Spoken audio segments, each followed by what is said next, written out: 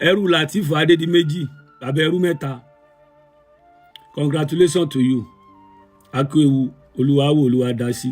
Ẹ̀mí àwọn ọmọ ní ogun àní gbòòrò wọn kiri agbára Elédùmarè. Bàbá ẹrú mẹ́ta, bàbá ẹrú ọmọ bàbá ẹrú mẹ́ta, bàbá náà ẹrú. Lateef Adedimeji kò nǹkan tó ṣe ò make sense. Nǹkan tó ṣe kò make sense. Bá fẹ́ gbọ́ fat lẹ́nu Àkànbí ọlọ́ba. Ibi tójú láàdé yìí ó wá bímọ bẹ́ta wọ́n sọ wọ́n ní ẹrú. So kàwé ni àbò travel yìí láyé ẹ̀ torí tó bá kàwé travel náà is part of education. Lẹ́yìn tí mo fi fọ́nrán síta tí mo ṣàlàyé fún Mr. Abdullateef wípé kò bójúmu pẹ̀lú bí wọ́n ti ṣe jáde tó bí wọ́n ti ṣe ríta tó ẹ wá bí ọmọ mẹ́ta ẹ wá sọ àwọn ọmọ mẹ́tẹ̀ẹ̀ta ní ẹrú lárúbáwá. If care is not taken àṣà tí ṣe Yorùbá ó máa padà parẹ́. Ẹ já fi Mr. Lateef Adedimeji ẹ já fi wọ́n sí example. Orúkọ tí wọ́n gángan ní Abdullateef, orúkọ bàbá wọn ní Adedimeji. Ẹ mọ̀ pé bàbá náà ti dàgbà, orúkọ Yorùbá làwọn ń sọ́ngbà yẹn ló jẹ́ kí orúkọ bàbá wọn wà attach mọ́. Abdullateef Adedimeji orúkọ bàbá tiwọn òun ní Adedimeji, orúkọ tiwọn ní Abdullateef. Ìgbà táwọn bímọ ń sìn wọ́n sọ ní Abdulrahman, Abdulrakib, ẹ ti understand. Tó bá di pé ó bá pẹ́ tó bá yá ń sìn bóyá àwọn ọmọ yẹn náà bímọ tó bá fẹ́ mọ lórúkọ Mr. Lateef yẹn Abdullateef Adedimeji, orúkọ Adedimeji máa kúrò ní ìwọ̀nba yóò di Abdullateef Abdulrahman. Àti àwọn fẹ́ wo orúkọ Yorùbá lè má padà yọ in the next time if care is not taken in the next 50 years orúkọ Arab ni ó kù tí everybody kò ní sí orúkọ Yorùbá kankan bẹ́ẹ̀ and orúkọ Yorùbá fine. Ẹ̀yin tèmi ẹ wò ó wàhálà ti wà o lórí orúkọ tí Abdullateef tó sọ àwọn ọmọ rẹ̀ mẹ́tẹ̀ẹ̀ta. Ẹ wò ó ọ̀rọ̀ yìí ti di gbàsgbòs lórí íńtánẹ́ẹ̀tì tó débi wípé à ń kọ petition máa rẹ ni à ń pọ ọlọ́pàá à ń pe DSS even à ń pe immigration. Ẹ jẹ́ kí n fi fídíò ilẹ̀ kí gbogbo wa kájọ wò ó. Anyway ẹ bá mi tẹ subscribe button tó wà nísàlẹ̀ yẹn ọwọ́ yín tẹ fi bá wa tẹ subscribe ní orúkọ Jésù ẹ ò ní fi gbé ọmọ sí o. Ẹrú Lateef Adedimeji bàbá ẹrú mẹ́ta. Congratulations to you. Akíewu olúwawo olúwadásí. Ẹ̀mí àwọn ọmọ ní ogun àní gbòòrò wọn kiri agbára Elédùmarè. Bàbá ẹrú mẹ́ta, bàbá ẹrú ọmọ bàbá ẹrú mẹ́ta, bàbá náà ẹrú. Lateef Adedimeji kò nǹkan tó ṣe ò make sense. Nǹkan tó ṣe kò make sense. Bá fẹ́ gbọ́ fat lẹ́nu Àkànbí ọlọ́ba. Ibi tójú láàdé yìí ó wá bímọ bẹ́ta wọ́n sọ wọ́n ní ẹrú. So kàwé ni àbò travel yìí láyé ẹ̀ torí tó bá kàwé travel náà is part of education. Tó bá jẹ́ ordinary individual ló ṣe nǹkan yẹn kò sí nǹkan tó kàn wá a máa wò pé aláìmọ̀kan ni. Ó wá jẹ́wọ́ tó jẹ́ gbajúgbajà nínú àwọn òṣèré tíátà ilẹ̀ Yorùbá. Àṣà àti ìṣe Yorùbá ló fi ń jẹun ló fi ń mu ló fi ń bọ́yàwó. Ẹ̀kọ́ wo ló fẹ́ káwọn èèyàn kọ́ lára ẹ̀ ń sìn? Kí láwo kọ́ ṣe táwọn èèyàn fẹ́ máa wò lára ẹ̀? Òun káwọn èèyàn máa sọ ẹ́ lẹ́nu ló fi sọ àwọn ọmọ rẹ̀ lẹ́rú. Àkáwọn èèyàn máa bu ẹ ló fi sọ àwọn ọmọ yẹn ti mórúkọ àmútọ̀run wá already. Ó wá wò sùsùn ó wá sọ àwọn ọmọ rẹ̀ lẹ́rú. Ìwọ náà wá di bàbá ẹrú mẹ́ta, bàbá ẹrú mẹ́ta. Ìwọ gangan ẹrú Abdullateef. Ẹ jí ká lo làákàyè wa, ẹ jí ká ronú. Orúkọ is part of identity. Orúkọ ẹni ni wọ́n máa fi ń dáyàn mọ̀. Àwọn òyìnbó tá ń wò yẹn ọmọ Ọ̀tàló ọmọ Germany tó bá pàdé orúkọ náà fi ń dára wọn mọ̀ o.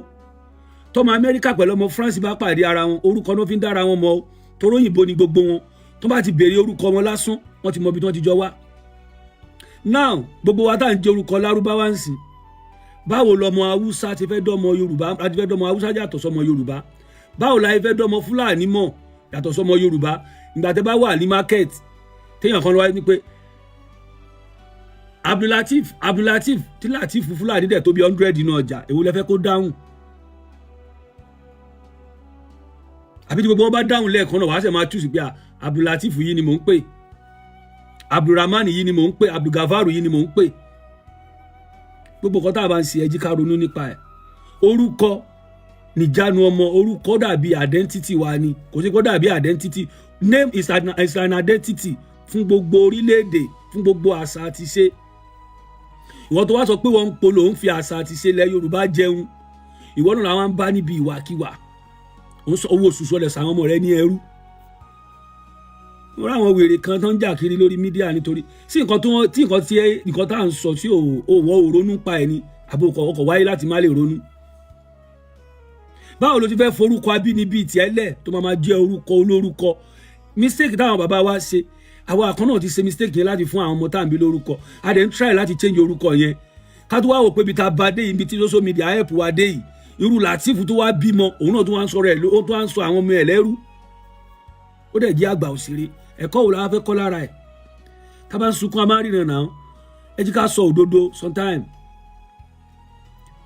kò sí orúkọ tó ń jẹ́ orúkọ mùsùlùmí orúkọ arábù ni it's his Arabic name it's not Islamic name àwọn Muhammadu tẹ́ntẹ́lẹ̀ àwọn bàbá rẹ̀ Abdul ló sọ ó lè jẹ́ pé kò bá bàbá rẹ̀ láyé àwọn ẹbí bàbá ẹ̀ ló sọ ní Muhammadu náà Abdul Tọ́líbì wọ́n ti jẹ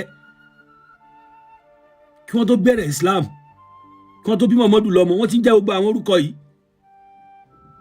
is their name kò ṣe Islamic name why tá máa fi forúkọ ti wálẹ̀ tá máa jẹ́ orúkọ lárúbáwá láfi sọ fún yín ẹ̀sìn Islam yìí ẹ̀sìn kónilẹ́rú ni ẹ̀sìn tó fi ń bá àtẹ̀yàn jẹ́ ni ẹ̀sìn tó fi ń fọwọ́ ago ẹni sẹ́yìn ni ẹ̀sìn tó yẹn fi ń sọ identity yàn nù ni ẹ jí ká ronú ẹ jí ká mọ nǹkan tá à ń ṣe ẹ̀sìn à ń ṣe ẹ̀sìn kò ní ká má lè lo ọpọlọ wa fọ́lọ́kọ̀mù ni làákàyè wa abínibí ó yàtọ̀ sí ability làákàyè tẹ́ ń wò yìí fọ́lọ́kọ̀mù ni kò ń ṣe ìwé tẹ́nìkan náà fi làákàyè rẹ̀ kọ kalẹ̀ ló yẹ kó máa ronú fún wa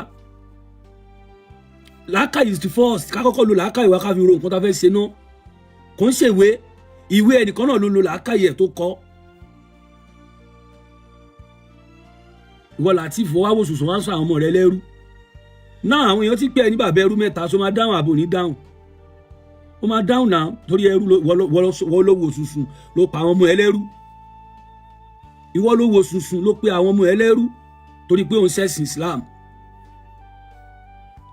ó dẹ̀ ń fi àṣà àti ìṣe Yorùbá ó fi ń jẹ ó fi ń mu bẹ́ẹ̀ ó lè proud ara ẹ̀ ó lè proud àwọn ọmọ Yorùbá ọlọ́sọ àwọn ọmọ ẹlẹ́rú kò bá làákàyè mọ́ tó fẹ́ gbòdòdó ọ̀rọ̀. ìyàlẹ́nu ńlá ló jẹ́ nígbà tí mo rí àgbà òṣèré ni tí ó bí ìbẹ́ta ó wá fẹ́ sọ àwọn ọmọ yìí lórúkọ ó tún wá ń fún wọn ní orúkọ lárúbáwá pẹ̀lú bí ẹni yìí bí ó ti ṣe jáde tó pẹ̀lú bí ẹni yìí bí ó ti ṣe nímọ̀ tó ẹni yìí á máa ṣe àwọn eré àgbéléwò tó jẹ́ ti Yorùbá láti gbé àṣà àti ìṣe ilẹ̀ Yorùbá lárugẹ ṣáà fẹ́ sọ pé àwọn ẹni wọ́n kàn ń ṣe nǹkan ìwọ̀n ò kọ́ ẹ̀kọ́ kankan nínú ẹ̀ ni Mr. Abdulateef Adedimeji àwọn ọmọ tẹ́ bí ẹ sọ wọ́n ní orúkọ lárúbáwá kò sí nǹkan tó ń jẹ́ orúkọ Islam orúkọ lárúbáwá lẹ sọ wọ́n because the Arabs are the Muslims àṣà àti ìṣe àwọn lárúbáwá òun ní Islam ẹ wá sọ àwọn ọmọ ní Abdulrahman Abdulrahim Abdulrakib kí ni ìtumọ̀ àwọn orúkọ yìí Abdulrahman ẹrú aláàánú Abdulrahim ẹrú aláàánú jùlọ Abdulrakib ẹrú olùṣọ́ àwọn ọmọ yìí tó jẹ́ ìbẹ̀ta wọ́n ti mú orúkọ wá látọ̀run wọ́n ti ní orúkọ àmútọ̀run wá àmọ́ ẹ̀kọ́ ẹ̀ parẹ́ ẹ wá fún wọn ní orúkọ lárúbáwá ṣé ká wá máa pè yín ní bàbá ẹrú mẹ́ta ni ẹrú kínní yìí ẹ jáde ẹ lọ ka ìtàn ẹ lọ kà nípa trans-Sahara slave trade ẹ̀sìn Islam wọ́n wá fi kó wa lẹ́rú ni irọ́ lásán ni àṣà àti ìṣe lárúbáwá ni àti wípé Allah kò kí ń ṣọlọ́run lódùmarè èrè lásán ni ẹ̀yin náà ẹ máa bira yín nígbà ẹ jẹ́ Yorùbá ẹ wá fẹ́ sin Allah ẹ wá ní láti sìn ní èdè lárúbáwá kò tán síbẹ̀ ẹ ní láti kọrí sí ilẹ̀ lárúbáwá ẹ jẹ́ kí n ka Quran kan fún yín Quran chapter 27 verse 91 kí ni nǹkan tó sọ Suratu An'am verse 91 ó ní ohun tí wọ́n pa mí ní àṣẹ rẹ̀ ni pé kí n jọ́sìn fún Olúwa ìlú yìí ilẹ̀ Mẹ́kà ẹni tó ṣe ní ààyè ọ̀wọ̀ tí rẹ̀ sí ní gbogbo nǹkan wọ́n sì pa mí ní àṣẹ pé kí n wà nínú àwọn mùsùlùmí Olúwa ilẹ̀ Mẹ́kà òun lẹ̀ ń bá wọn sìn local deity local dialect ló gbọ́ tẹ́ ẹ bá wo Allah èdè lárúbáwá ló gbọ́ tẹ́ ẹ bá wo Ògún Ṣàngó Ọbàtálá èdè Yorùbá ni wọ́n gbọ́ tọ̀dọ̀ tiwa nìyẹn ẹni nǹkan tí wọ́n ń ṣe ń lé yín wọ́n gbé ìsìláàmù yìí wá láti wá fi pa àṣà àti ìṣe wa ni Mr. Lateef Adedimeji ẹ ronú ẹ̀sìn Islam irọ́ lásán ni kò bá dákẹ́ pààrọ̀ orúkọ àwọn ọmọ yìí tí ẹ ò bá tiẹ̀ pààrọ̀ ẹ̀ mo mọ̀ yín pé táwọn ọmọ yìí bá dàgbà wọ́n á pààrọ̀ ẹ̀ nǹkan tó ń ṣẹlẹ̀ sáwa náà nìyẹn gbogbo orúkọ wa pátá òun ni a ti ń gbìyànjú láti yí padà torí pé orúkọ lárúbáwá ni àwọn ọmọ lárúbáwá ló ń jẹ́ bẹ́ẹ̀ kó kán wa oníkálukú ló ní nǹkan tí wọ́n ń ṣe ń lé wọn Ọlọ́run Olódùmarè ò lẹ́sìn Ọlọ́run Olódùmarè ò ní kèfèrí ìfẹ́ ni Ọlọ́run Olódùmarè Ọlọ́run Olódùmarè ò nílé àálà nílé Káàbà nílé ẹ̀ ibi gbogbo ni Ọlọ́run Olódùmarè wà Saudi Mecca ibẹ̀ ni Allah wà Olúwa ilẹ̀ Mecca ni ẹ̀sìn Islam irọ́ lásán ni Allah kò kí ń ṣe Ọlọ́run Olódùmarè èrè lásán ni paracetamol 10 naira ó lágbára ju Allah lọ mo sọ yìí mo dúró. ntms bàbá jáde tán ṣàlàyé fún wa lọ́jọ́ náà lọ́rùn rí àbálọ àbábọ̀ online ti kún ó di bàbá ẹrú mẹ́ta lọ́tún bàbá ẹrú mẹ́ta lẹ́sì bàbá ẹrú mẹ́ta lọ́tún bàbá ẹrú mẹ́ta lọ́sì kíní ìwà pọ̀ débi pé ọ̀rọ̀ ń gẹ́gẹ́ tó kan Mr. Lateef lára ká tó ṣẹ́jú pẹ́rẹ́ ìwé ti dán láì wọ́n jẹ́ kó yọ pé àwọn DSS àwọn ọlọ́pàá àwọn immigration àwọn Interpol gbogbo wọn ó yá ẹ gbọ́dọ̀ arrest ms bàbá lórí cyberbullying tó ṣe sí àwọn ọmọ Mr. Lateef eléyìí ló wá di táwọn èèyàn wá ń gbàgbé ẹni gbàgbọ́ tí. àǹfààní ẹ̀yin tẹ́ bá mísì fídíò yẹn ẹ jájọ́ lọ wo petition tó kọ mọ́ ms bàbá báwo gangan ló ṣe lọ ǹjẹ́ ms bàbá tiẹ̀ jẹ̀bi ẹ sáà ti gbọ́ síwájú ṣùgbọ́n ẹ farabalẹ̀ kẹ́ wo fídíò yìí dé parí because máa analyse kìíní yẹn máa expatiate tí kìíní yóò dẹ̀ yí wa dáadáa kí ni petitions tó kọ mọ́ ms bàbá táwa rí gbà ẹ jájọ́ kọ́kọ́ lọ gbọ́ báyìí ká tó gbọ́rọ̀ lẹ́nu Mr. Lateef. Open letter to Interpol, Nigeria Police Force, DSS, and Nigeria Immigration Service.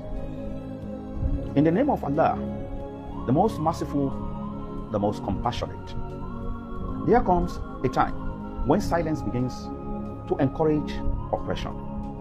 For years, many people prayed alongside this family and celebrated their journey while hoping that Allah would bless them with children. By the mercy of Allah, that blessing eventually came. Alhamdulillah. However, instead of kindness, congratulations, and compassion, some individuals choose the path of mockery, cyberbullying, and public humiliation simply because of the Islamic names given to the children. This open letter is therefore written as a peaceful call for accountability, respect, religious tolerance, and responsible use of social media. Subject: petition against alleged cyberbullying, religious intolerance, defamation, and character assassination targeting Lateef Adedimeji and his wife Adedimeji Mobimppe to the International Criminal Police Organization Interpol, the Inspector General of Police, Nigeria Police Force, the Department of State Services, DSS, the Nigeria Immigration Service. Dear Sir, I write this letter with deep concern regarding the ongoing alleged cyberbullying, harassment, emotional abuse, and character assassination directed at popular Nigerian actors Lateef Adedimeji and Adedimeji following the joyful announcement of the birth of their triplets. After several years of waiting, prayers, emotional struggle, and hope, Almighty Allah blessed the couple with children. Alhamdulillah. Ordinarily, this should have remained a moment of gratitude, celebration, compassion, and respect for the family privacy. Unfortunately, certain individuals on social media allegedly turned the occasion into an avenue for mockery, hate speech, cyberbullying, and attack against both the innocent children and their parents. Particularly disturbing is the conduct of an individual identified on social media with the handle MS Baba, who allegedly refer the children as slaves because of the Islamic name given to them by their parents.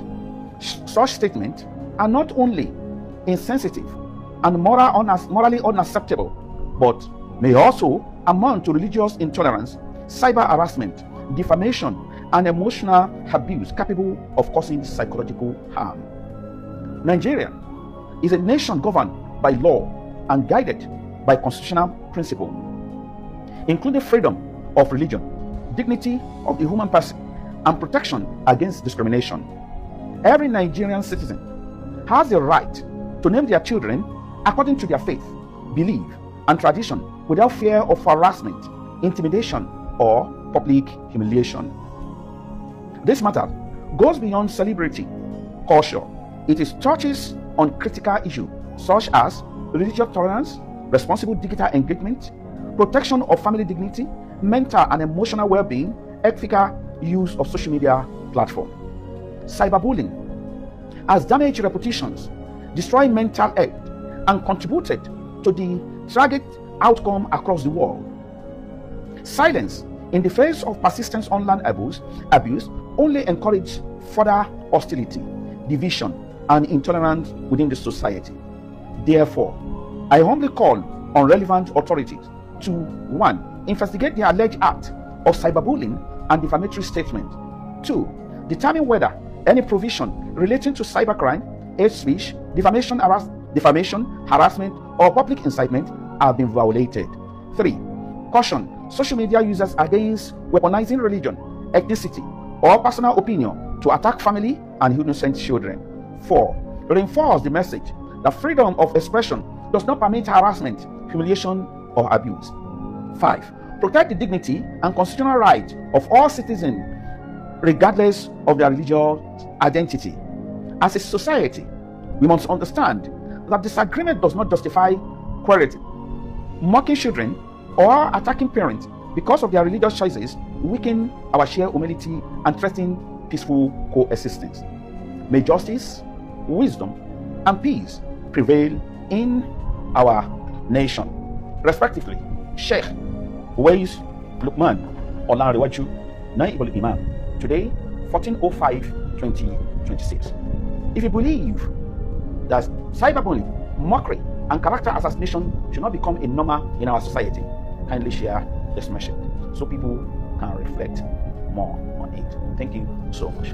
It's alright, ọ̀rọ̀ lẹ́gbọ́n lẹ́nu àfáà yẹn. Wọ́n sọ̀rọ̀ ilẹ̀kùn wọ́n jẹ́ kó yé wa pé social media handle kan táwọn lè identify rẹ̀ as MS Baba. Ó emulate ọmọ Mr. Lateef Adedimeji. Ó jẹ́ kó yé wa pé ó pe àwọn ọmọ yẹn ní ẹrú. So ó emulate wọn, hate speech and some other things. Àwọn ẹ̀sùn tó fi kan MS Baba lórí gbogbo incident yẹn lélẹ̀ wípé ó pe àwọn ọmọ yẹn ní ẹrú. Ipe tí ò dẹ̀ yẹ kó rí bẹ́ẹ̀ ní society wa. As at that time, àwọn wò pé ṣé Mr. Lateef Adedimeji ló gbé sánú bàbá yìí àbí àwọn gangan náà jáde láti kọ lẹ́tà yẹn fúnra lára wọn. Mo try láti wo ìbáṣepọ̀ àfáà yìí àti Mr. Lateef Adedimeji pẹ̀lú Mobimppe bóyá àwọn náà gbé sẹ́ràn àfáà yìí láti kọ lẹ́tà yẹn àbí bẹ́ẹ̀ kọ́. Ṣùgbọ́n mi ì fi bẹ́ẹ̀ rí concrete relationship láàrin àwọn méjèèjì. Ká tó wí ká tó fọ̀ ọ̀rọ̀ yẹn ti trend ó ti gba everywhere kan. Eléyìí tó wá mú kí MS Baba náà padà jáde kán wá ṣàlàyé àwọn ọ̀rọ̀ kan lórí ọ̀rọ̀ tó sọ. Eléyìí ti tán petition ẹ̀ lé lórí. Kí wá ní MS Baba padà sọ? Ẹ má worry, opinion tèmi àti view tèmi concerning this whole scenario màá ṣàlàyé fún lẹ́kùnrẹ́rẹ́. Even eléyìí tó kan èmi gangan gbọ̀ngbọ̀n màá ṣàlàyé gbogbo ẹ̀ tí kí ni yóò dẹ̀ yín dáadáa. Ìjẹ́ MS Baba tiẹ̀ jẹ̀bi kí gangan ní reaction Mr. Lateef Adedimeji lórí gbogbo incident yìí. Ẹ jẹ́ àjọ kọ́kọ́ lọ gbọ́ reply MS Baba fún lẹ́tà tí wọ́n kọ sí gbogbo Interpol,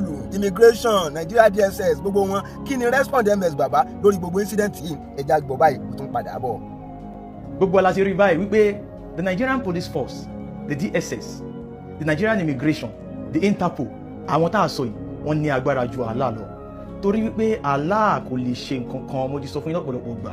Allah ò kì í ṣe Ọlọ́run Olódùmarè, èrè àwọn Lárúbáwá ni. Kò síbẹ̀ ṣe fẹ́ pé tó ẹ kàn fi àkókò yín ṣòfò ni. Ẹlẹ́ẹ̀kejì òun ni pé kí ni ìdí tí arákùnrin yìí fi ń pe àwọn tó ń pè yìí?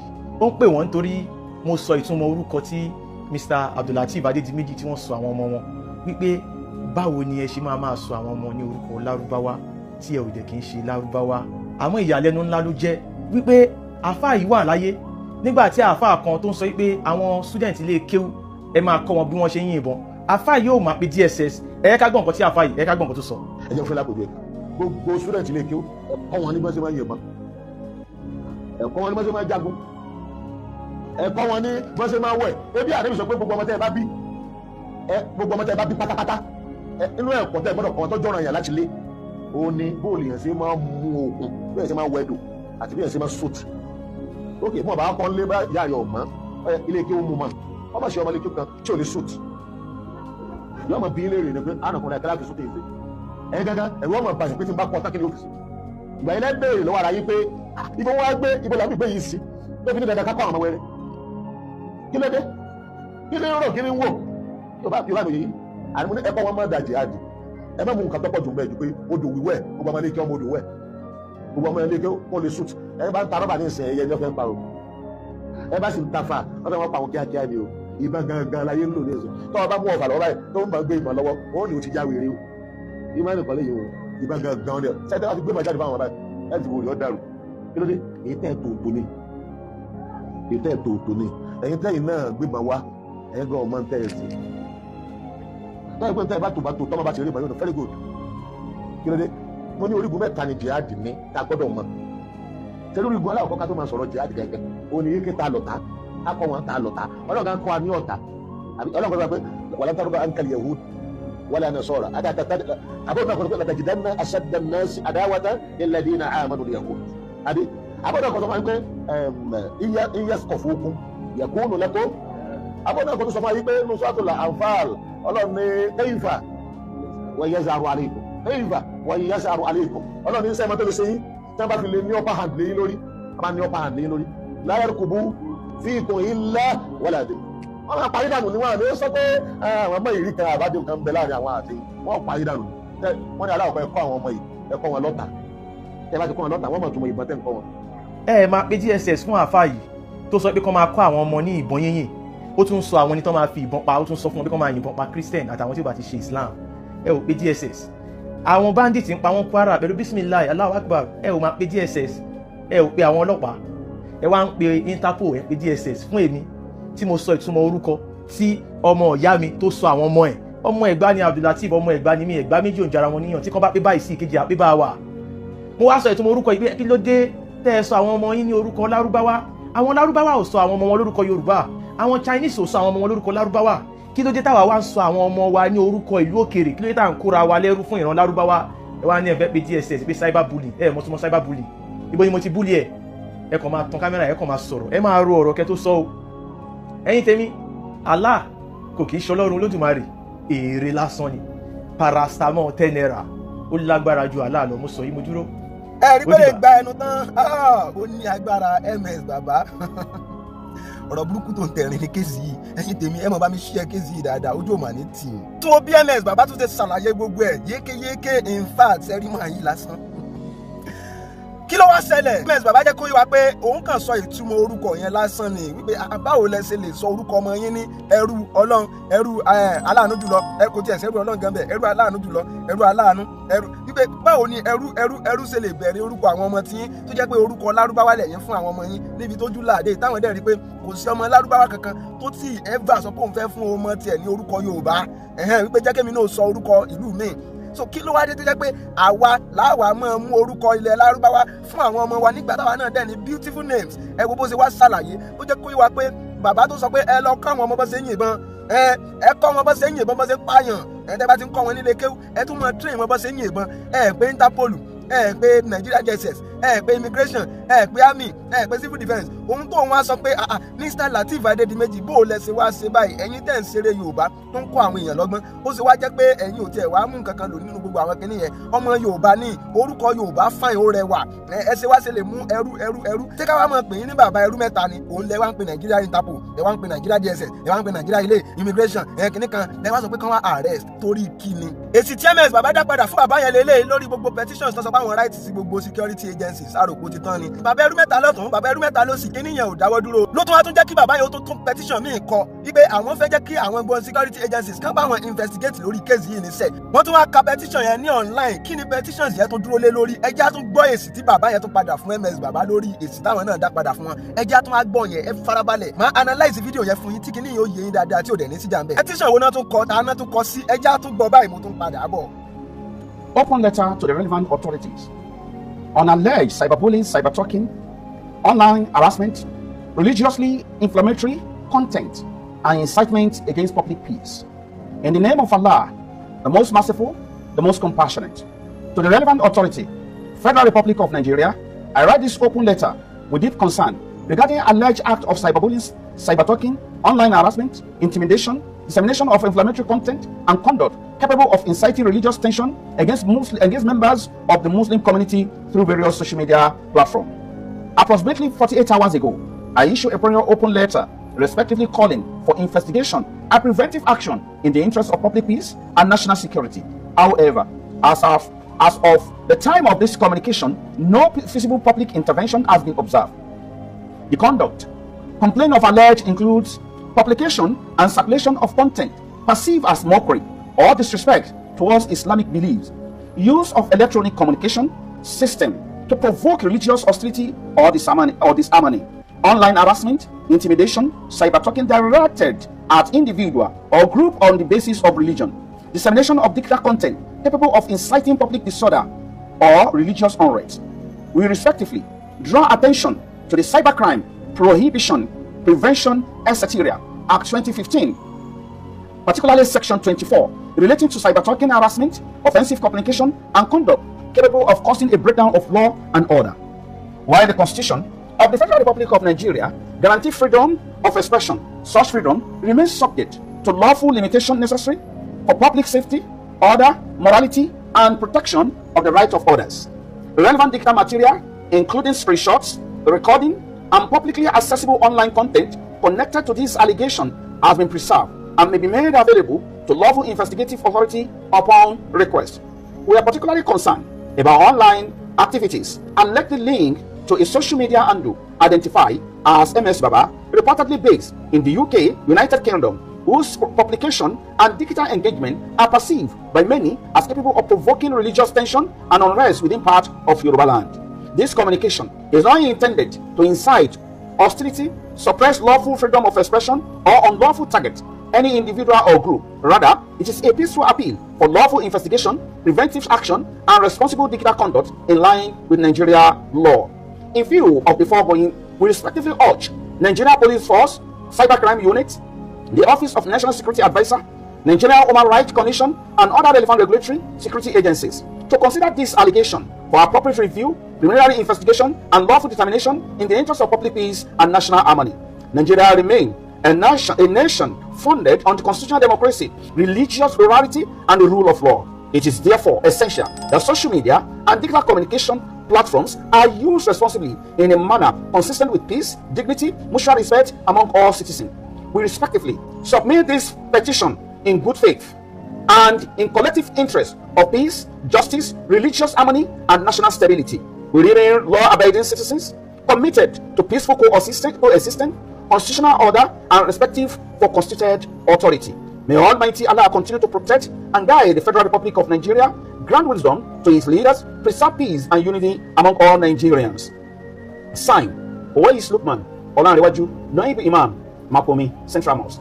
Thank you and God bless you. Ẹ̀rí pé ó ní agbára ẹ̀yin tèmi bẹ́ẹ̀ ṣe ń bá mi bọ̀ ojú òkú ní tì ẹ̀yin sáà mọ́ bá mi ṣe fídíò yìí dáadáa kẹ́rẹ̀ farabalẹ̀ wo kí ní ìdí parí. Ẹ̀rí pé ilé ìgbà ẹnu tán bàbá yìí tó dìde sẹ̀ wọ́n ní táwọn lẹ́tà táwọn kọ sí DSS táwọn kọ sí Nigeria Immigration Service táwọn kọ sí Interpol táwọn kọ sí gbogbo àwọn kìnìún yẹn wípé tíyẹn ò bá ṣiṣẹ́ àwọn sàpè ilé ìsìn federal government international airport because cyberbullying gbogbo àdúrẹ́sì tó kálẹ̀ wọ́n sàṣe kọ́ nìyẹn wọ́n wá tó kà á lórí social media jáde pé àwọn nílò láti arrest MS Baba níṣẹ́ nítorí pé kíni ìtumọ̀ orúkọ tí wọ́n gbé jáde wípé bàbá ẹrú aláàánú jùlọ bàbá wípé ó mú kó wá pé Lateef Adedimeji ní bàbá ẹrú mẹ́ta wípé ó ti violate gan ó humiliate ó ṣe kíní kan ó cyberbullying MS Baba náà wá jáde ó sàárẹ̀rìn tiẹ̀ kò tiẹ̀ fi bẹ́ẹ̀ sọ mọ́jọ ọ̀rọ̀ làwọn èèyàn wá bẹ̀rẹ̀ sí ní question MS Baba pé ó dáa irú orúkọ wo ló fẹ́ jẹ́ káwọn èèyàn máa sọ mọ́ ṣé ká máa sọ lógun ni àbí ká máa sọ ní Ṣàngó àbí ká máa sọ ní Ọbàtálá irú orúkọ wo ni wọ́n fẹ́ jẹ́ káwọn èèyàn máa sọ mọ́ wọn despite pé wọ́n tiẹ̀ jẹ́ mùsùlùmí àbí wọ́n jẹ́ ẹlẹ́sìn míì tán kì í ṣe ẹlẹ́sìn àbáláyé àwọn èèyàn wá bẹ̀rẹ̀ sí ní question MS Baba tó wá mú kí MS Baba náà tún padà wá jáde kí ni ọ̀rọ̀ MS Baba tún padà wá bá wa sọ ẹ̀já tún gbọ́ báyìí ó tún padà bọ̀. lẹ́yìn tí mo fi fọ́nrán síta tí mo ṣàlàyé fún Mr. Abdulateef wípé kò bójúmu pẹ̀lú bí wọ́n ti ṣe jáde tó bí wọ́n ti ṣe ríta tó ẹ wá bí ọmọ mẹ́ta ẹ wá sọ àwọn ọmọ mẹ́tẹ̀ẹ̀ta ní ẹrú lárúbáwá mo wá rí ọ̀pọ̀lọpọ̀ àwọn èèyàn tí wọ́n ń sọ pé ṣé Ògún nìkan sọ ni ṣé Ṣàngó nìkan sọ ni ibẹ̀ ni mo ti mọ̀ wípé ẹ̀sìn ó ti da àwọn èèyàn wa ó ti dà wọ́n ní ọpọlọ rú ẹ̀sìn ti ba nǹkan jẹ́ mọ́ wọn lára wọ́n ti gbàgbé wípé Allah tí wọ́n ń sìn èrè àwọn lárúbáwá ni mo mọ̀ wípé ọ̀pọ̀lọpọ̀ èèyàn ni kò mọ̀ torí pé ọ̀pọ̀lọpọ̀ èèyàn ni ó tẹ̀lé ọ̀rọ̀ àwọn àfáà tí wọ́n sọ wípé Allah ni Ọlọ́run àti mọ Ọlọ́run Lódùmarè ọ̀pọ̀lọpọ̀ ni kò mọ ìyàtọ̀ láàrin Ọlọ́run Lódùmarè àwọn òrìṣà àti àwọn irúnmọlẹ̀ wọn ò mọ ìyàtọ̀ nígbà tí Mr. Lateef wá wò ṣùṣùn tó bá sọ ọmọ wọn ní Ògún tí wọ́n sọ ọmọ wọn ní Ṣàngó ó lóore ó níláárí ó nítumọ̀ ju kí wọ́n sọ ọmọ wọn ní ẹrú lárúbáwá lọ nítorí wípé Ògún Ṣàngó Ọbàtálá ó ń fi hàn wípé ọmọ Yorùbá ni wọ́n. It tells his story where he came from but ẹ wá wò ṣùṣùn ẹ wá lọ sọ àwọn ọmọ ní ẹrú lárúbáwá ibẹ̀ ni ó jẹ́ ká ti ronú wípé kí ni ó ṣe orúkọ tọ̀dọ̀ tiwa a ní Adéwálé a ní Adékúnlé oríṣiríṣi orúkọ tó rẹwà tó jẹ́ orúkọ Yorùbá wọn ò sọ ọmọ wọn wọ́n wá sọ ọmọ wọn ní ẹrú lárúbáwá ẹ̀yin èèyàn wa ẹ̀sìn Islam kò wá bá wa ṣeré o ẹ̀sìn Islam ó wá láti wá da ojú àṣà àti ìṣe wa bolẹ̀ ẹ̀sìn Islam ó wá láti wá kó wa ní papámọ́ra ẹ̀sìn Islam ó wá láti wá pa ìtàn wa rẹ́ kó wá sọ wá di ọmọ lárúbáwá ní orí ilẹ̀ wa Mr. Lateef jáde àwọn Chinese wọn ò jórúkọ lárúbáwá àwọn Japanese wọn ò jórúkọ lárúbáwá àwọn British wọn ò jórúkọ lárúbáwá oníkálukú ló ní orúkọ tí wọ́n ń jẹ́ nínú ìran wọn. Mr. Lateef Adedimeji kò bá dá kẹ́ ẹ ronú kẹ́ ẹ lọ yí orúkọ àwọn ọmọ ìpadà kúrò ní ẹrú tí wọ́n ń jẹ́ ẹ wo ṣùnṣùn ẹ̀yin fún ara yín ẹ̀yin jẹ́ ẹrú ẹ tún wá sọ àwọn ọmọ yín ní ẹrú ẹ̀yin èèyàn wa Allah kò kí ń ṣọlọ́run Olódùmarè èrè lásán ni ǹjẹ́ mọ̀ pé kí Islam tó bẹ̀rẹ̀ òun ni wọ́n ti ń sin ṣìgìdì Allah mo béèrè mo ní was Allah worshipped in pre-Islamic era wọ́n ní yes Allah was known and worshipped in pre-Islamic Arabia but within a polytheistic context rather than strict monotheism ìtumọ̀ ẹ̀ ni wípé wọ́n ti ń sin Allah kí Islam tó bẹ̀rẹ̀ ó pẹ̀lú àwọn ọ̀pọ̀lọpọ̀ ṣìgìdì 360 tí wọ́n ń sìn wọn ò sin òun nìkan nǹkan tí Muhammad wá ṣe ni pé kán máa sin ṣìgìdì Allah nìkan. Pre-Islamic Arabs, particularly the Quraysh tribe in Mecca, acknowledge Allah as a supreme creator deity or God of gods. Wọ́n ní àwọn ará Lárúbáwá kí Islam tó bẹ̀rẹ̀ àgàgà àwọn ará Qurayshi wọ́n gbà fún Allah pé òun ni olórí àwọn ṣìgìdì, but worshipped him alongside smaller idols. Wọ́n sìn pẹ̀lú àwọn ṣìgìdì kéékèèké such as Uba, Allat and Al-Uzza. Wọ́n sìn pẹ̀lú àwọn ṣìgìdì kéékèèké bíi Allat, Al-Manat, Al-Uzza. Allah ṣìgìdì ni. Nínú orúkọ Allah inú ẹ̀ ni Mr. Lateef wá ti lọ mú orúkọ àwọn ọmọ yẹn wá ń jẹ ẹrú fún ṣìgìdì Allah yẹn. Ẹ jẹ́ ká tẹ̀síwájú. Mo wá béèrè báwo ni wọ́n ṣe ń sin Allah yìí. Polytheistic Arabs often saw Allah as the head of pantheon.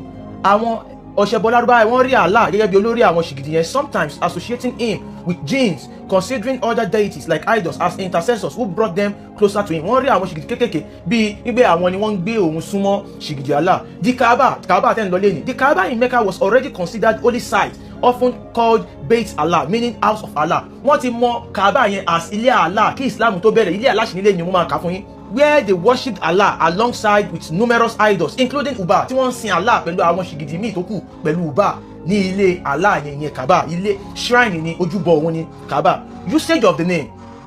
The term Allah, derived from Al-Ilah, the God, was common. Wọ́n ní orúkọ Allah yìí wọ́n ti ń lò kí Islam tó bẹ̀rẹ̀, and it appeared in theophoric names such as that of Muhammad's father Abdullah. Wọ́n ní orúkọ yóò dẹ̀ ti wà nínú orúkọ tí wọ́n ti ń jẹ́ tẹ́lẹ̀ bí ẹrú Allah, Abdullah. Wọ́n ti ń jẹ́ Abdullah kí Islam tó bẹ̀rẹ̀. Allah yẹn náà ni ẹ̀ ń bá wọn sìn lẹ́yìn. Èrè ni Mr. Abdulateef wá fẹ́ fún àwọn ọmọ wọn lórúkọ. Wọ́n wá ń fún àwọn ọmọ wọn ní ẹrú. Àwọn sọ àwọn ọmọ wọn ní ẹrú ṣìgìdì Allah, ẹrú Allah alẹ́ Lárúbáwá. Ẹ̀yin èèyàn wa ẹja ṣe làákàyè. Ẹ ká wá lọ sí Suratu Quraysh, Quran chapter 106. Ẹ máa gbọ́. Ó ní ìkẹ́ láti ọ̀dọ̀ Allahu fún ìdílé Quraysh láti wà papọ̀ nínú ààbò. Fún wọn láti wà papọ̀ nínú ààbò lórí ìrìnàjò wọn ní ìgbà òtútù àti ní ìgbà ooru. Nítorí náà ẹ̀yin ará Quraysh ẹ máa jọ́sìn fún Allah olúwa ilé Kaaba yìí. Ṣé ará Quraysh ni Mr. Abdulateef tí wọ́n fi sọ àwọn ọmọ wọn ní orúkọ Allah olúwa ilé Kaaba, ẹni tí ó fún wọn ní jíjẹ ní àsìkò ebi tí ó sì fún wọn láyà balẹ̀ ní àsìkò ìpayà. Èèyàn wa ẹ jẹ́ ká ṣe làákàyè. Àṣà àti ìṣe ìlú onílùú ohun là ń ṣe. Àṣà àti ìṣe àwọn Lárúbáwá òun ni Islam, ẹ̀sìn àwọn Fúlàní ni. Àmọ́ tó bá pé Mr. Lateef Adedimeji tó bá pé Fúlàní ni wọ́n lè fi orúkọ àwọn ọmọ ilẹ̀. Àmọ́ tó wọn bá kí ń ṣe Fúlàní, orúkọ Yorùbá tó rẹwà, báwo ni ọmọ aládé ṣe máa sọ àwọn ọmọ ẹ̀ ní orúkọ ẹrú? Ẹ jẹ́ ká ṣe làákàyè. Ẹ̀sìn Islam irọ́ lásán ni. Allah ò lágbára kankan, èrè lásán ni. Allah kò kí ń ṣe Ọlọ́run Olódùmarè, èrè lásán ni. Paracetamol 10 naira ó lágbára ju Allah lọ. Mo sọ yín mo dúró, ó dìgbà. It's alright, ẹ̀rí bó ní agbára. MS bàbá ò tiẹ̀ wulẹ̀ àdírẹ́sì bàbá yẹn mọ́ ṣe ló kàn fèsì fún àwọn tó ń béèrè pé ǹjẹ́ Ògún, ǹjẹ́ Ṣàngó, sí Ọbàtálá, Ọya tẹ́ni káwọn bẹ̀rẹ̀ sí ní máa sọ àwọn ọmọ wọn ni, even despite pé àwọn ò kí ń ṣe ẹlẹ́sìn kan náà pẹ̀lú yín. Ó jẹ́ pé wá pé àwọn orúkọ tó fà ń wà àǹtàbà sì ní parọ́ fún wa, orúkọ tó fà ń bẹ́ńlẹ̀ Yorùbá, Adékúnlé, Adéwálé, Ìtùnú, Ìrèmídé, Ìrèwálé, Ìbùkún, Ògolúwa, orúkọ tó fà ń bẹ́ńlẹ̀ Yorùbá tá a bá ní parọ́ fún wa, and pé tóòtọ́ mọ̀ ní tá a bá mọ̀ lọ sí Arab àbí tá a bá lọ sí Jerusalem àbí tá a bá lọ sílẹ̀ òyìnbó ṣàṣà láti lè rí ọmọ òyìnbó kan tàbí àwọn Arab kan tó máa jẹ́ orúkọ Yorùbá ní against anybody tó bá sọ ọmọ rẹ̀ lórúkọ tó bá wù ọ́. Ṣùgbọ́n ẹ jẹ́ kí n bá MS bàbá sọ̀rọ̀, màá sì bá Mr. Lateef Adedimeji màá bá yín sọ̀rọ̀. We are all human. Ẹ wípé ẹnìkan bá ní àǹfààní láti jẹ́ nǹkan tó tóbi nínú ayé yìí, privilege ni, ẹ ti understand, opportunity ni, and time ń kálukú kò lè kọjá rẹ̀. Ṣùgbọ́n èmi ò bá yín sọ̀rọ̀, màá dẹ̀ gbà yín níyànjú. MS bàbá n tó bá wu oníkálukú ní kí ẹ jẹ́ ká sọ ọmọ wọn. Ẹ ti understand, n tó bá wu oníkálukú ní ẹ jẹ́ kí, tí ó bá wu Mr. Lateef Adedimeji ẹ jẹ́ ká sọ ọmọ wọn ní ẹrú n tó bá ti wù wọ́n. Most especially ẹ̀yin tẹ́ ẹjọ́ kọ Lateef Adedimeji, bàbá yín ìdílé Adélẹ̀ ti wá. Ẹ̀yin tẹ́ tún jẹ́ yàwó Adébímpé, jẹ́ ni pé ìdílé Adélẹ̀ yín náà tún ti wá. Àwọn orúkọ tó fine, báwo lọmọ aládé ó sì wá gbé Adéjùlẹ̀ tí ó wà mú orúkọ ẹrú tí ó wà mú.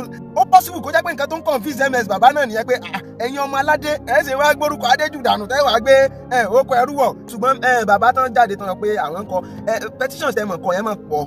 Bàbá kí ló ṣẹlẹ̀? Cyberbullying, cybertalking, hate speech, harassment, kí ló ṣẹlẹ̀? And tá a bá dẹ̀ wo ọ̀rọ̀ tí MS bàbá sọ, MS bàbá ń sọ̀rọ̀ rẹ̀ pẹ̀lú ẹni tó mọ òfin ni o, tí ń bà ní parọ́ fún yín, nítorí pé kíni ó ń sọ bí ẹni pé mò ń gbà yín níyànjú. It's not affirmations word. Ó yàtọ̀ sí pé n tó yẹ kí òun ní pé ẹnìkan sẹ́rí defamation of characters ó yàtọ̀ sí ọ̀rọ̀ tí MS bàbá ń sọ. Tẹ́ bá lọ notice speech MS bàbá, ẹ máa rí pé the way tó ṣe ń sọ̀rọ̀ bí ẹni tí tó mọ òfin. Okay, for example nsìn ẹ jẹ́ ká sọ pé ẹ ti ẹ̀ dé court torí pé kí ni ẹ lè fi ọlọ́pàá tàbí any security agencies ẹ lè fi halẹ̀ mọ́ anybody or fi oppress anybody in this country. Àwa ò tiẹ̀ nígbà tí láàmú kí tantan ẹ ti understand. But ẹ já wá assume pé ẹ arrest MS bàbá, ẹ charge ẹ sí court. Court wá bí léèrè pé kí ni offence? Ó wá ní pé fídíò tẹ́ sọ pé ti save because according to bàbá yẹn wọ́n nípa àwọn ti save àwọn videos kan. Ẹ̀yin mùsùlùmí tẹ́ jẹ́ fans mi against yín o tó bá wù ilẹ̀ lè sọmọ yín ẹ ti understand. Èmi dẹ̀ máa padà appeal sí MS bàbá ẹ ti understand pé tán bá fẹ́ generalize nǹkan ká má wulẹ̀ mọ́ dárúkọ àwọn èèyàn generally.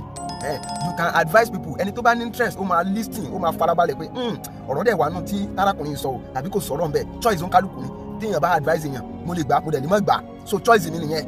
Bọ̀ ẹ já padà sórí ọ̀rọ̀ bàbá yẹn ká sọ pé wá dé kóòtù lẹ́nu. Ilé ẹjọ́ wá sọ pé ok àwọn evidences tẹ́ ní pé arákùnrin ó cyberbullying ó cybertalking ó abuse ó harass ó hate ó ṣègbà gbogbo àwọn nǹkan tẹ́ kà kalẹ̀ yẹn àwọn evidences yẹn ẹ mú jáde ẹ wá gbé fídíò tó sọ pé Mr. Lateef Adedimeji ń gbà yín níyànjú gẹ́gẹ́ bí brother mi àti ọmọ Yorùbá tẹ́ jẹ́ ńgbà tẹ́ fún àwọn ọmọ lórúkọ Abdulrahman Abdulrahim Abdulrakib tẹ́ wá fún wọn tábàdà wo Abdul tó wà níwájú àwọn ọmọ yẹn ẹrú òun ló túmọ̀ sí nílẹ̀ Yorùbá tábà sì sọ pé ká túmọ̀ rẹ̀ nítòótọ́ tí ilé ẹjọ́ bá ní òkè ẹ translate kìíní ìkàwò kìíní gan ẹrú náà ló máa padà túmọ̀ sí bọ̀ ẹrú aláàánú jùlọ ẹ ti understand so n tó wà níwájú ẹ analysis yẹn dàbí ọ̀rọ̀ kan sọ pé èèyàn ní Ọláwálé Ọlámilékan Ọlásùpọ̀ ká wá máa pè ní ọlá kó lè reject náà because wálé iwájú ẹ nílẹ̀ Yorùbá a máa ń divide orúkọ ni a máa ń divide orúkọ ó tiẹ̀ pọ̀ lára wa tá a máa ń sọ pé Ọlásùpọ̀ ẹlòmíì lè máa pè ní Ọlá tàbí kó máa pè ní Sùpọ̀ Ọláwálé ẹlòmíì lè máa pè ní Ọlá tàbí kó pè ní Wálé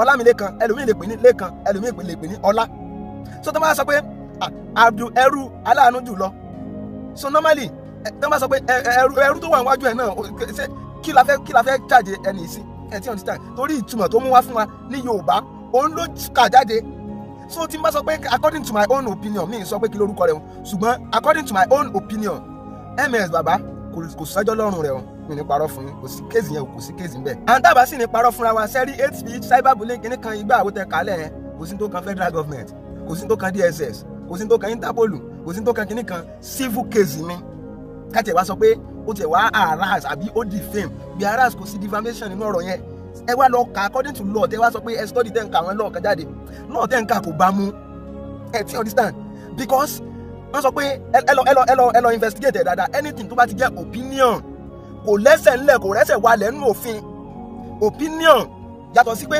affirmation word wípé for example affirmation word ni pé mo rí lágbájá tó lọ bá lágbájá sùn nígbà tí mo rí ọmọ yẹn tó lọ bá lecturer rẹ̀ sùn ẹ ti understand ọmọ yẹn ó lọ bá lecturer rẹ̀ sùn lánàá nígbà tí mo lọ bí ẹni kó sojú ẹ̀ affirmation word like òun confirmation word òun confirm fún public ó tún wá jáde sí public pé orí kíní orí Tóyìn ó lọ bá lecturer Mr. kíní kan sùn ní àná ẹ̀yìn ẹ ló fi fún ní kíní ni ọ̀sẹ̀ rò pé ó dédé fún ní scores ni tí yẹn bá jáde tó ní pé bí mo ṣe bá sùn ó ṣàlàyé fún mi o defamation ni ẹ ti understand civil case náà ni ṣùgbọ́n defamation tó strong nìyẹn tó rẹ́sẹ̀ wálẹ̀ ṣẹ́wárí tó bá ti wá di pé wọ́n wá sọ opinion pé ṣe rò pé lágbájá tó ń bá lágbájá opinion ò kí ń rẹ́sẹ̀ wálẹ̀ tó bẹ́ẹ̀ because ẹni bá gba ọ̀rọ̀ yẹn gbọ́ gan wọ́n máa wò pé bóyá o ò rí evidence o dẹ̀ believe fún ẹni tó ń sọ opinion tiẹ̀ wọ́n máa wò pé ṣé nǹkan ò wrong pẹ̀lú yín lọ́pọlọ kò tí yé yín so gbogbo àwọn Interpol kíní kan CSS Nigeria immigration Nigeria gbá Nigeria army Nigeria kò sí tó kàn wọ́n kò kàn wọ́n lọ́wọ́ kò kàn wọ́n lẹ́sẹ̀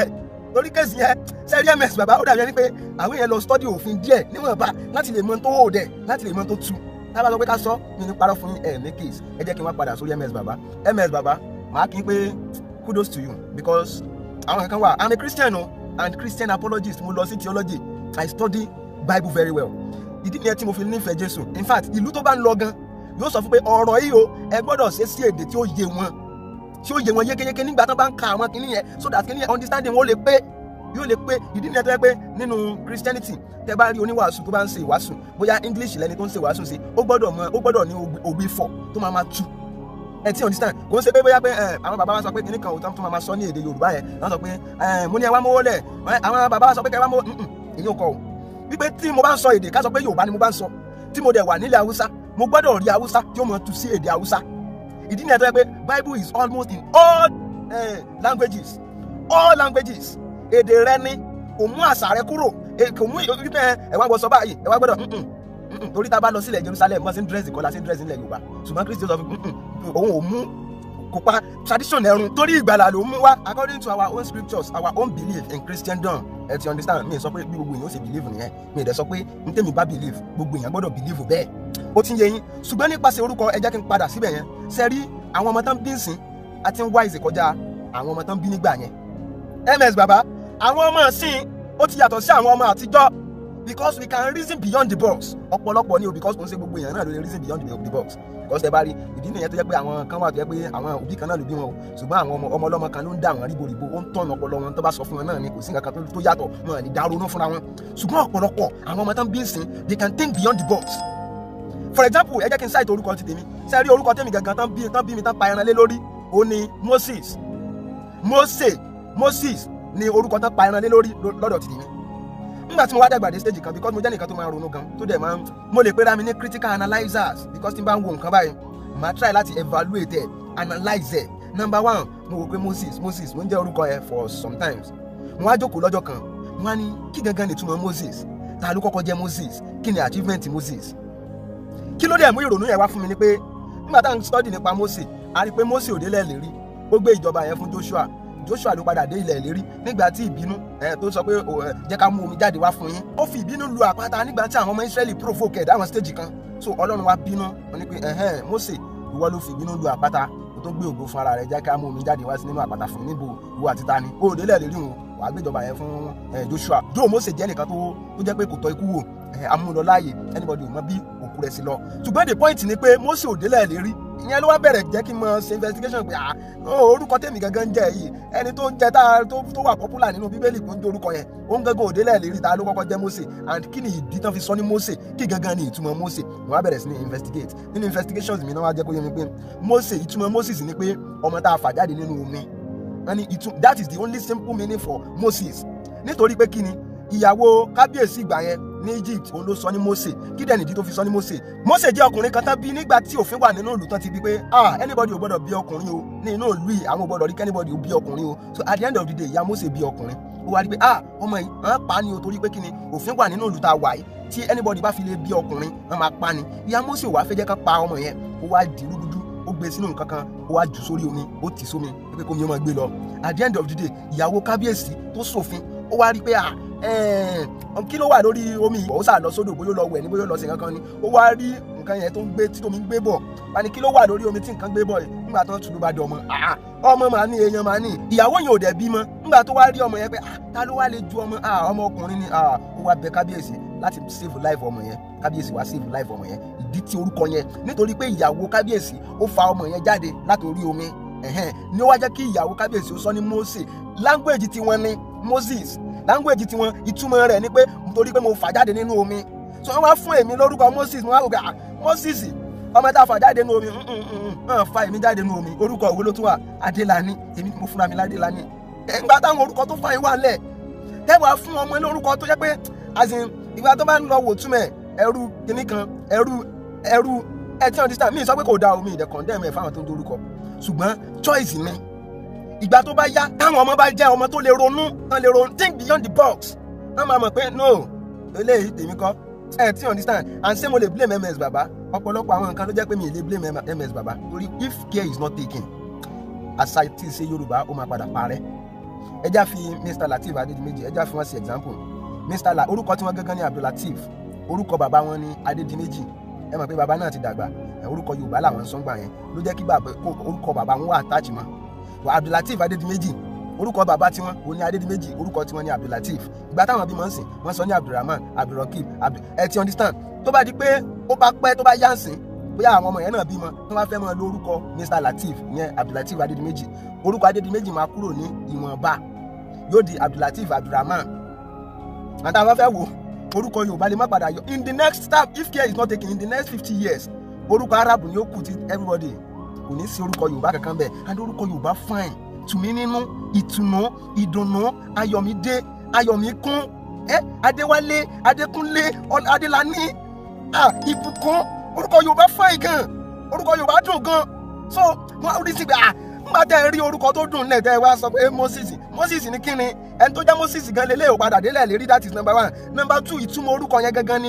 ń tá a fà jáde láti inú omi nígbà mo lọ ń túmọ̀ àwọn orúkọ mùsùlùmí kan mo rí eléyìí tí ó jẹ́ òkúta kínní kan nígbà tá a bá túmọ̀ rẹ̀ yóò jẹ́ òkúta as in àwọn nǹkan kan tó yẹ pé when we go deep or deeper ta lè ronú ta lè think beyond the box a máa mọ̀ pé no something is wrong somewhere báwo lẹ́sìn sọ mí ní Peter tí mi ní mọ̀ túmọ̀ Peter tẹ́wà sọ pé nìkan tó ń jẹ́ Peter ọjọ́ ọmọ ẹ̀yìn Jésù ọmọ ẹ̀yìn Jésù lèmi náà like Jésù ṣùgbọ́n kí ni ìtumọ̀ orúkọ yẹn?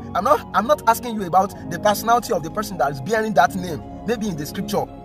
I'm asking you for the meaning of that name. ẹ̀ńgbà tẹ́ sọ mí ní Moses tí mo lọ wò tún ẹ̀ tó jẹ́ ọmọ táwọn tá a fà jáde nínú omi ṣe fèmí jáde nínú omi ní fàmí jáde nínú omi irọ́ o kí lorúkọ tí màá mọ jẹ́ Adélani ni o mo dẹ̀ change ẹ̀ ní gbogbo certificate mi. That is how deep we can think.